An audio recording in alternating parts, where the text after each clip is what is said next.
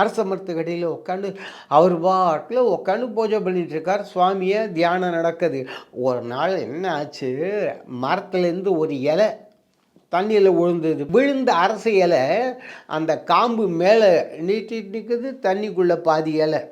அப்படி இருக்கும்போது என்ன ஆச்சு, தண்ணீருக்குள் இருந்த பாதி மீனாக மாறியது, மேலே நீட்டிக்கொண்டிருந்த பகுதி பறவையாக மாறியது.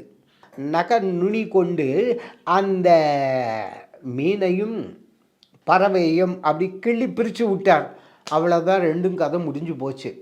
அங்கே ஒரு பெரும் பூதம் வந்தது. உடனே தேடிக்கிட்டு இருக்க, வா வா வா. கொண்டு போய் ஒரு பெரிய குகையில் உள்ளே அடைத்து கதவை சார்த்தி விட்டது. உள்ளே பார்த்தா 99 பேர் ஏற்கனவே இருக்காங்க. நம்ம நக்கீரர் அப்பொழுது அவர் பாடியது தான் திருமுருகாற்றுப்படை. திருமுருகாற்றுப்படை பாடி முடித்தார். முருகப்பெருமான் கை வேலாயுதம் அங்கு வந்து இந்த பூதத்தை கொன்றது.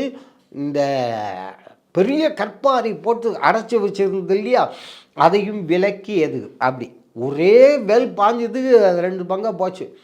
அந்த மலையில் பார்த்தீங்கன்னாக்க வேலாயுதத்தினுடைய அடையாளம் மலை பெருசாக தான் இருக்குது. ஆனால் பிளந்த அந்த வேலாயுதம் இப்படி வந்து பிளந்ததல்லவா, இந்த வேலாயுதத்தினுடைய அடையாளம் அந்த மலையின் மீது இன்றும் இருக்கிறது.